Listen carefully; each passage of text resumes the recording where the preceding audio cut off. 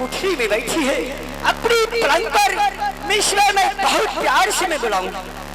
क्या मैं से मिलती है यादिन की नहीं? इसमें मैं जा रही हूँ यादिन के महल में।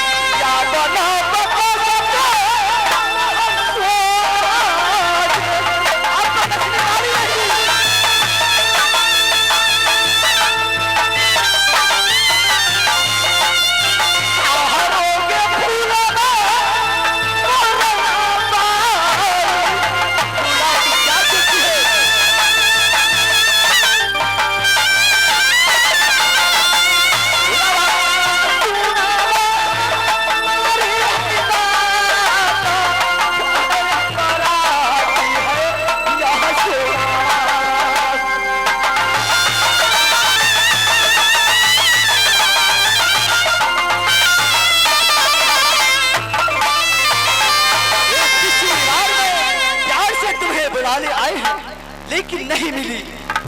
फिर कोई बात नहीं है, तुम चलेगी लाल डाल तो सोना चलेगी समय सोना पुजारी है या शिव शंकर भोलेनाथ की। जिस समय मैं किला नैना के अंदर जन्म लिया उस समय मैं 6 वर्ष की हुई। उसी समय से मैं शिव शंकर जी को पूजा करती हूँ। जब से होश आवास आए नैना के अंदर तब से मैं पूजा करते आई शिव मंदिर में जाकर के। जहाँ शिवपुर में शिव मंदिर थी उसी मंदिर में जाकर के सोना हर रोज पूजा करती थी। वही शिव शंकर जी को क्या मनाने हम मनाए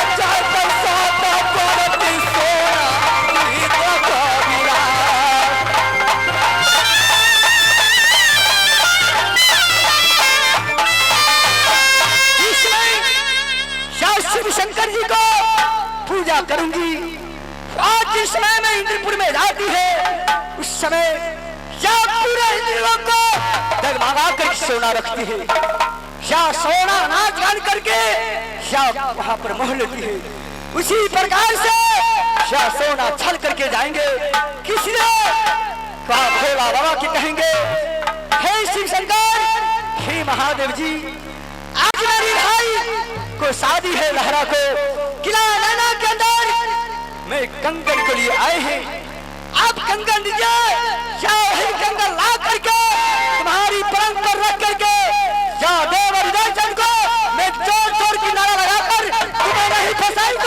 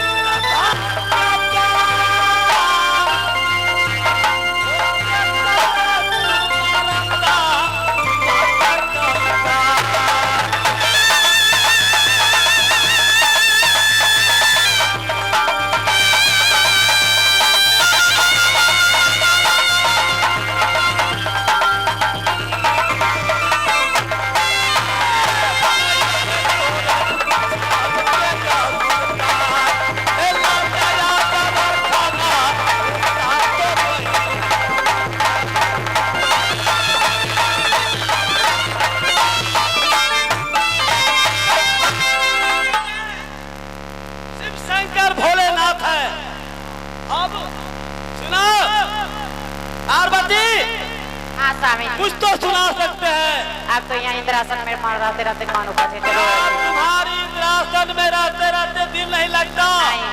सुनो पार्वती, हाँ स्वामी, भूमन को लोग बहुत छलित होता है, बहुत दगेबाज होता है, चिल्लाता या भूला जाना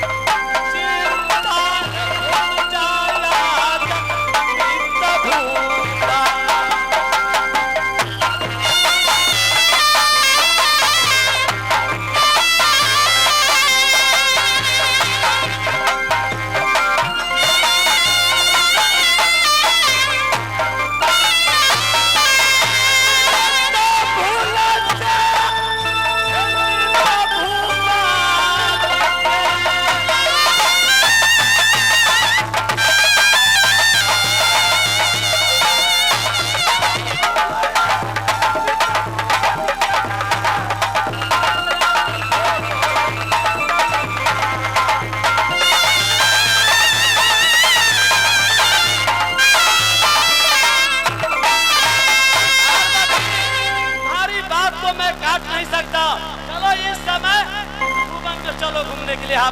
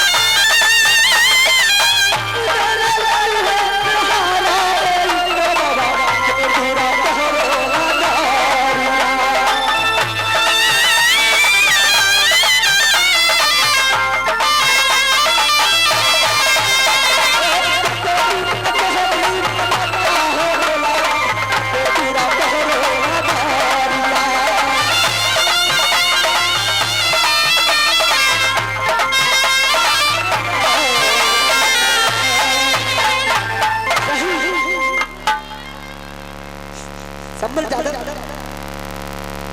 समर दास राय रायपुर निवासी या कैसे प्रयास करते हैं हमारी कंपनी की ओर से लाख लाख शुक्रिया है।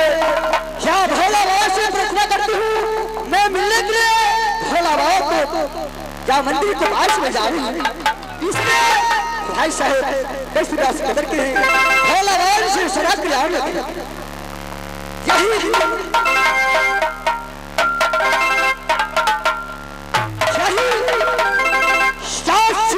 मंदिर है माता पार्वती महादेव जी बैठे हैं आपने सबसे पहले मेरी भाग है क्या दोनों की चरण कमल को सेवा करें।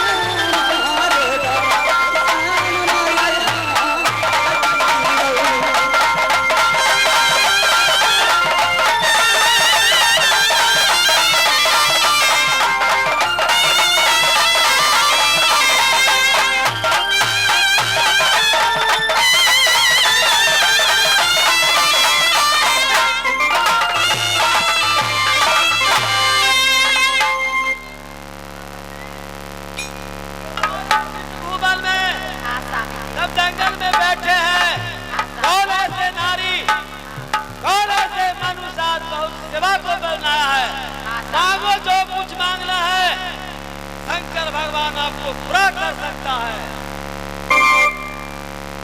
कौन ऐसा सेवा क्या है? मांगो मांगना जो कुछ मांगना है पूरा कर दूंगी। दूसरा बार हुआ, तीसरा बार नहीं, अगर सामना हुआ तो चर को खाक हो जा। मांगो जो सेवा क्या मांगो पूरा करने वाला है। जानना तुम्हारा कल्याण हो। खबर तुम्हारा क्या बोलो, हे भगवान, क्या कारण है जीवन में? सामने भगवान से आने के कारण यदि आप मेरी साथ सत्य बता देते हैं तो मैं अपनी दुखराई सुना दूंगी। अरे अपना नाम को जानकारी दो, इसके बाद सब क्या नाम है?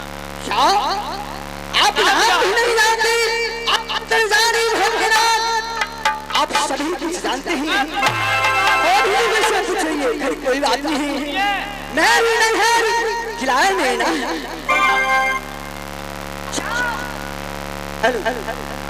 शाम में फिर संजय की मैं लड़की हूँ। क्या संदेव का लड़की है? जी बाबा। अच्छा बोलो। बड़े भैया की नाम सुबंध है, अच्छा उससे छोटा की नाम लहरा सिंह है, सबसे छोटा भाई की नाम बड़ी छोटक सिंह। अच्छा मेरी नाम या रानी मछला या सखी सोना कहता है। क्या रानी सोना? हाँ, दूसरा हमारी राजधानी महत्ता में ही। अच्छा सासू जी की नाम लासुसी है, सासू की नाम सती देना। अच्छा हे भोलेनाथ, मैं अपने पतिदेव के नाम में किसी से और फिर आगे बोलो क्या बात है? हे भोलेनाथ, आप वचन करिए, इसके बाद मैं सुनाऊंगा। अरे भुवन में आने की वचन क्या कौन जरूरी है? जो कुछ मांगना है दिल से मांगो, पूरा कर सकते हैं। नहीं भोलेनाथ, यदि आप वचन नहीं करते हैं तो मैं कुछ नहीं सुना सकती। ठीक है, सुना सुना। हे गंगा किरिया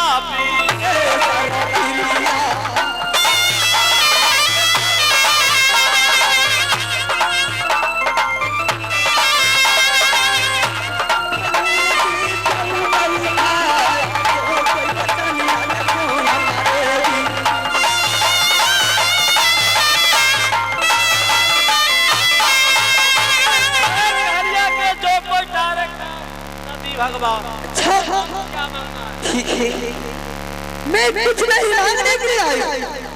आज मेरी खिलाए लेना नहीं हमें, मेरी भाई लहरा सिंह को शादी है। क्या मैं अपने भाई को शादी में अपने भाभी को लिए शायद कुछ नहीं देखूं दे पाने के लिए मैं इसलिए आई हूँ।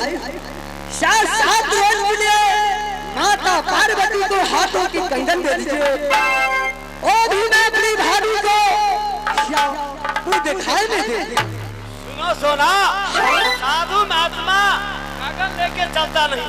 तो माता पार्वती को पास में है तो सारे कंगना बचा हुआ है, आपको कंगना कैसे? साकार कंगना है, उसी कंगना की जरूरत है। अच्छा मैं सोचती है खिलाए लेना के अंदर ऐसी पराज अपनी भाभी के दूं क्या खिलाए लेना की कोई नहीं दे सकता। सोना, आपकी साथ में तो वचन हार चुके हैं। हे पार्वती, अब तुम्हारे हाथ में जो गगन है मैं तो सत में हार चुका है। एक कागला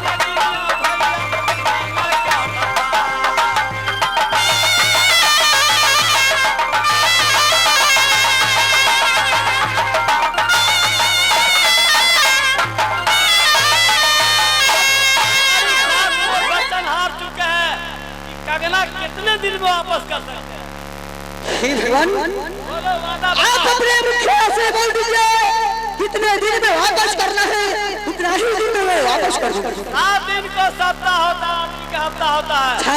8वां दिन में मुझे कागना जंगल में वापस हो क्या नहीं, ही भोलेनाथ, क्या कहावत नहीं, किसी का नवरात करके फिर वापस में करूंगा। वापस ठीक है सुना।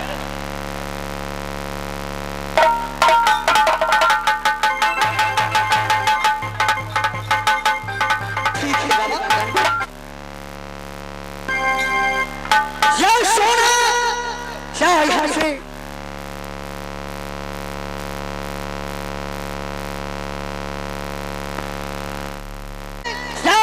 हिंदपुर से मैं अपनी महत्ता राजधानी में जा रही हूँ। जैसे प्रकार से वो फूला हमें दुर्गार की भगाई है, उसी प्रकार से उसकी पलंग पर मैं कंदन रख दूंगी, चोर चोर की तरह देवर जी को लगा दूंगी। देवर जी आएंगे, सब उससे कहेंगे कि नारी छुआसी है। भाई शोर गोल मत कीजिए, हल्ला मत कीजिए। हे माँ बाप, आप बैठे रहिए, जो उधर हो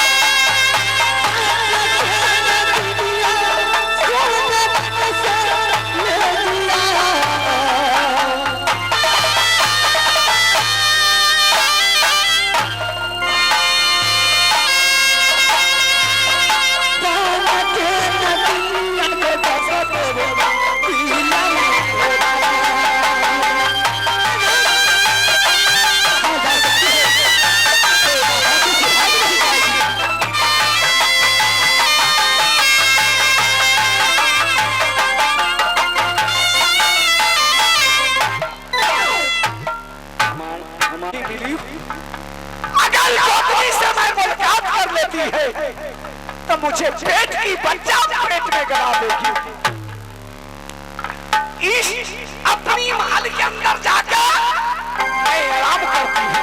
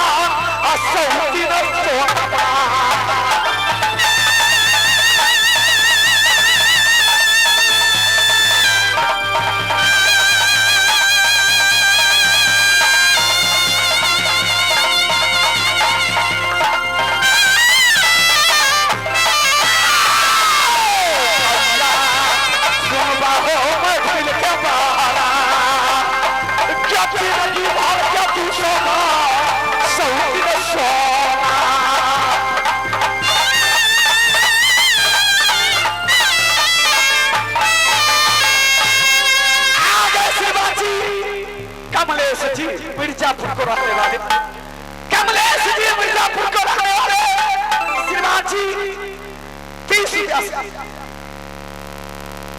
रमेश मुखिया कमलेश मुखिया मिर्जापुर निवासी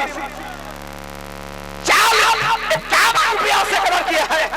हे मां दुर्गा, हे माफिया उन श्रीमान जी को बेटा जी को वो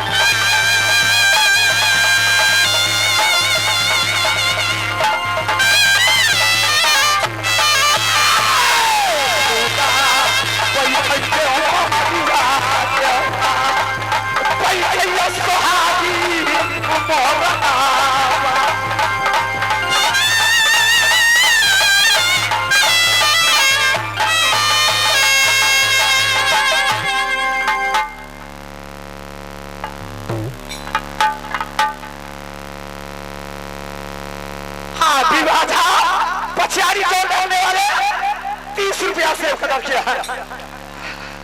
30 रुपया से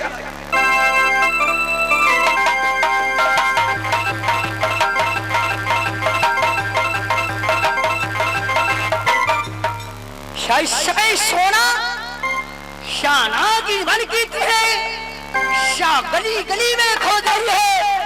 जैसे नगरियां जिस पर नजर डालते हैं वो अपने चेहरा लगा लेते हैं दिल में कि मैं इससे डस कर रखूंगी। उसी प्रकार से सोना आज तुम पे नागिन बन गई। फूला तुम कहा जाएगी, शाही लंदन तुम्हारे लिए काल नहीं बनी।